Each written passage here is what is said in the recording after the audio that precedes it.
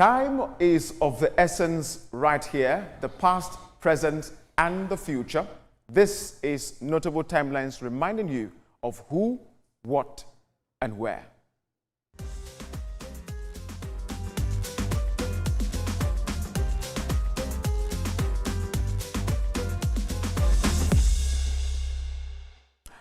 On this day, 14th November 1960, Nigeria joined the United Nations Educational, Scientific and Cultural Organization, UNESCO. The move came just weeks after the country gained independence, marking Nigeria's entry into the global community of nations committed to promoting education, culture, and science. Since then, Nigeria has worked with UNESCO on several initiatives, including literacy development, cultural preservation, and educational reforms. Now, before I hand over to Emmanuel and Etoma, let's tell you that if you want us to take any story right here on the Notable Timelines, please ensure to tag us and add trending now on TVC so that we can take some of those stories. Etoma and Emmanuel, you know, when I was doing a documentary on the state of education in Nigeria, I've traveled around a few universities in the country. You get to hear, lecturers mentioning UNESCO's input in the Nigerian education sector. It looks very good at the end of the day, don't you think? But mine is 65 years down the line. What is the impact commensurate with the time that we have been part of UNESCO? I don't think so. And it's partly because over the years, Nigeria as a country has not taken care of the educational sector the way it should. Look at the budgetary allocation for education, for instance. It doesn't conform with UNESCO's recommendation. So now that we have been there for 65 years, as a country, we should be more responsible to developing our educational sector. It is the bedrock of our development. We should take it seriously. Taking it seriously, I will also link this to the motion moved yesterday in the House of Representatives talking about WAEC, that we should not go CBT by 2026, that we should be planning towards 2030.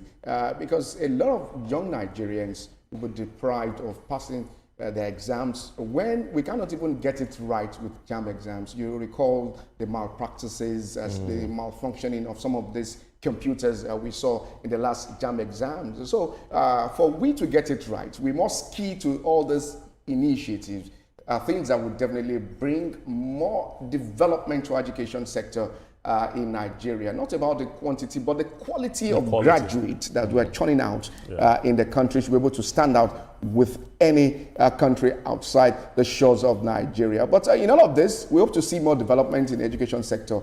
And also the cultural, when you talk about UNESCO, you're not talking education, you're also talking about the cultural values. Also, what are we churning out concerning our cultures, how we can improve all this to better the lives of average Nigerians. Remember, Emmanuel, I think it was yesterday we took the story of the new proposal by the Minister of Education that cultural language shouldn't be used any longer as a teaching tool. You know, and I was saying, boy, our language is our language, oh. I want a situation where our language stays, where our language doesn't go extinct, because it is getting fashionable now to speak English with your kids. Very few of us speak our languages with our children. And for the education sector to help maintain our languages, we can do them as subjects, but not as the lingua franca for teaching. Maintain them as subjects, but not as a lingua franca. Absolutely, I agree with you, Toma. Let's maintain them as subjects, because when you go to the north, they will teach you how to speak Hausa. When you come to the south, here is Yoruba. When you go to the southeast, you're talking about Igbo. That will also help, because when you find yourself in any society, you should be able to speak one or two Nigerian languages. That's right. For me, I can speak Hausa. I may not be able to write it very well, but at least I grew up in the north. So I was taught how to speak and write some of these languages. It also helped, because you never can tell, Nelson, where you will find yourself anytime. Right. So if you want to speak one or two, that is why you, such things should also be as a subject, not as a lingua franca in our education system. I also agree with Etoma on this development. Nageshika, Nelson. You understand that? But that's all the stories I have for you, Emmanuel and Etoma, this morning on Trending Now. Over to you now. Well, it's been an interesting time on the show this morning, talking about TVC Breakfast Saturday, starting from 7 a.m. up to this time. Etoma? It's actually TVC Breakfast Friday. Friday! Oh!